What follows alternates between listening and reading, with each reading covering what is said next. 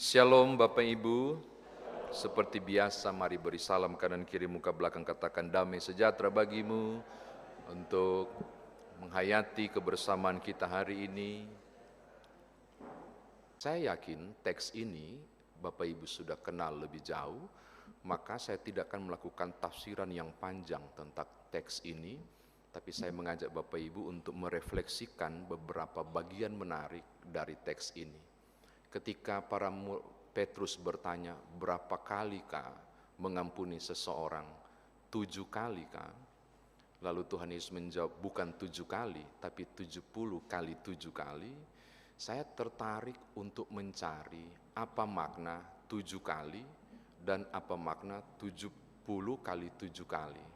Dan tidak mungkin para murid bicara, Petrus terutama, bicara angka 7 kali, kalau dia tidak pernah mendengar istilah 7 kali yang berhubungan dengan membalas sesuatu kepada orang lain, entah menghukum atau mengampuni. Lalu Bapak Ibu, saya menemukan di kitab Kejadian, tolong buka, Kejadian pasal 7.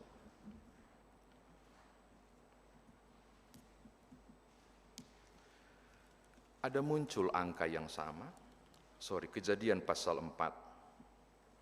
Ayat 24. Kejadian pasal 4 ayat 24. Jika Kain harus dibalas 7 kali lipat, maka Lamek 77 kali lipat. Kejadian pasal 4 ayat 24.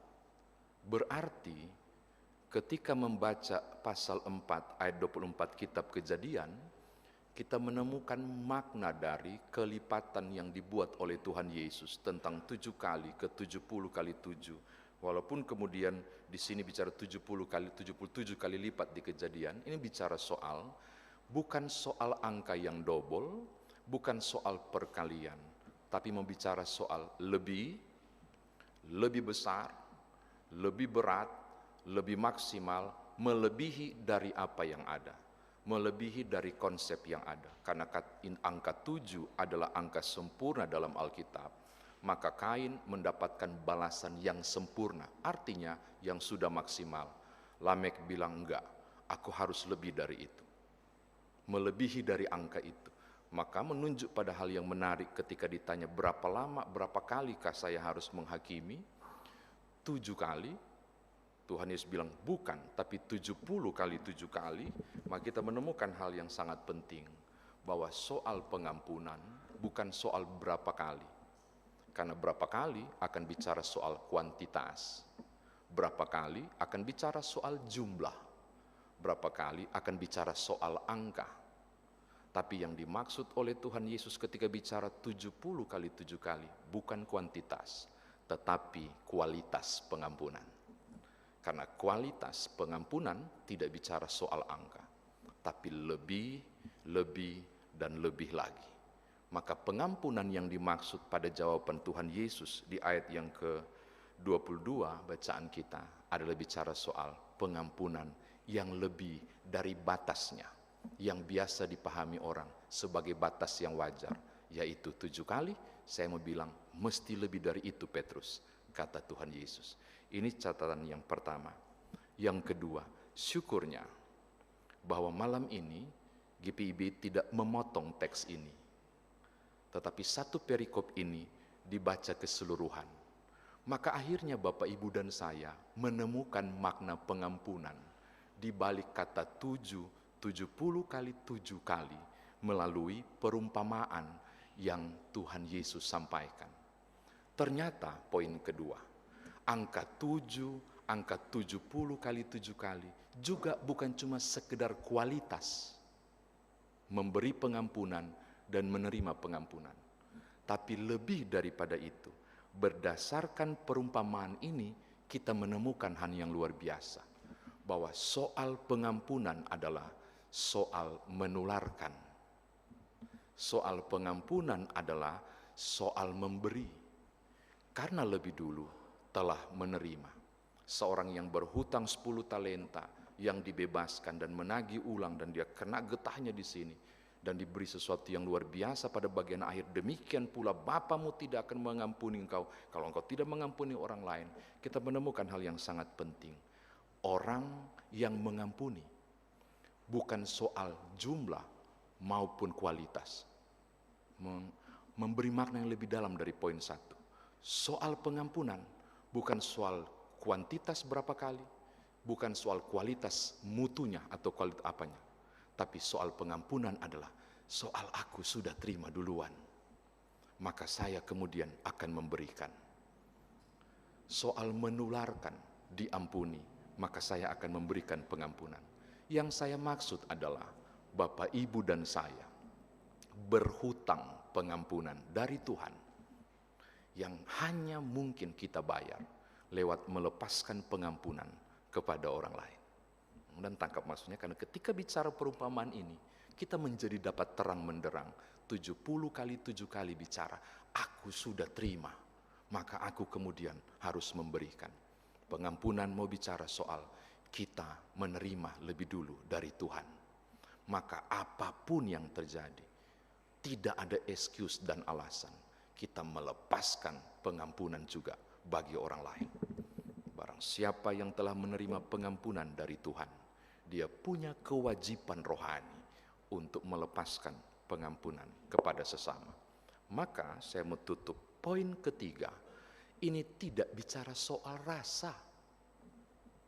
Mohon maaf Bapak Ibu, tidak bisa dia bikin saya sangat tersinggung berulang kali.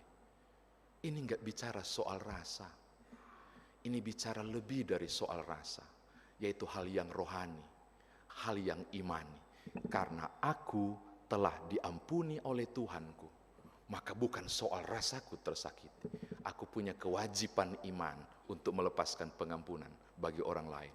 Sebagaimana mestinya si yang punya piutang itu harusnya melepaskan pengampunan pada saudaranya dibanding 100.000 talenta yang dia hutangi. Bukan soal rasa. Wilayah pengampunan seringkali salah.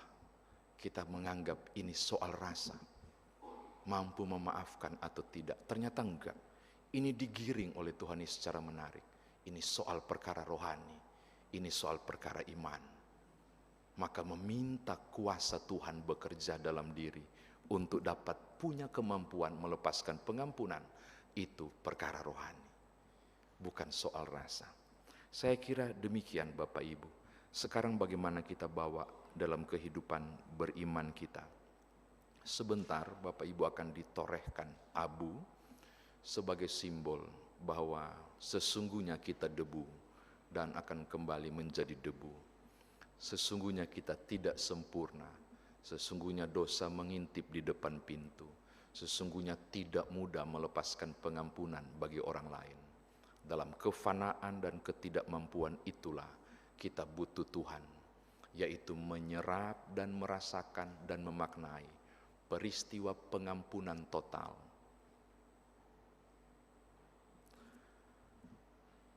Bapak Ibu, setiap orang yang berdosa harus dihukum. Upah dosa adalah maut. Maka kalau Tuhan tidak melakukan itu kepada kita, saya ulangi, ini di YouTube jadi harus pelan-pelan disampaikan takut salah paham. Upah dosa adalah maut. Setiap perbuatan dosa harus dihukum. Itu firman kan? Nah kalau Tuhan tidak melakukan itu kepada kita, saya adalah orang yang berani menyebut tanpa ragu bahwa Tuhanku pembohong. Maaf saya ulangi.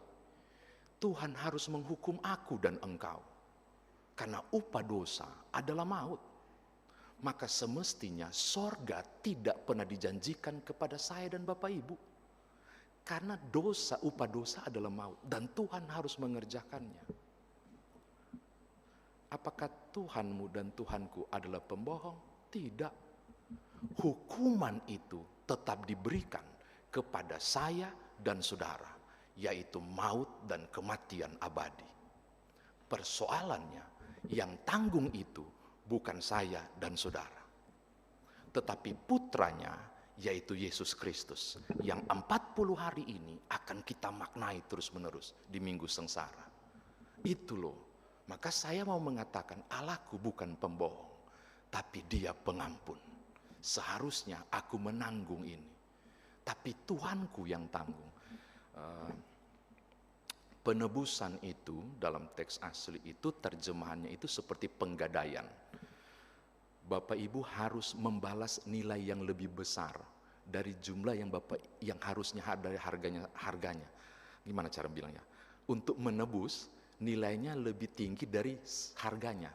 Kalau di penggadaian kan begitu. Aduh, menyebut instansi lagi. Itu maknanya. Itu artinya. Maka yang harus dibantai memang manusia, tapi kualitasnya mesti melebihi dari kualitas saya dan saudara. Dan siapakah manusia yang punya kualitas melebihi saya dan saudara? Cuma satu, Yesus Kristus. Makanya Dia yang kemudian menjadi tumbal penebusan. Jadi yang saya mau katakan penting sekali bahwa pengampunan itu adalah soal kesediaan Tuhan untuk bayar harga. Saya mau tutup. Sulit Bapak Ibu, berat sekalipun untuk melepaskan pengampunan, dan itu memang membayar harga. Tuh, ada siapa?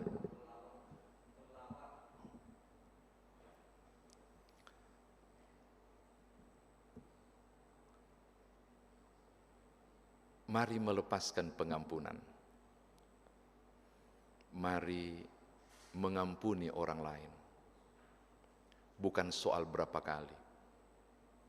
Bukan juga soal kualitas. Tapi soal prinsip rohani. Karena aku, Bapak Ibu dan anak-anak sekalian, telah lebih dahulu Tuhan ampuni.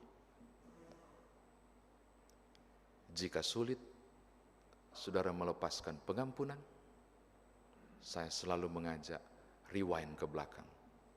Aku sudah diampuni.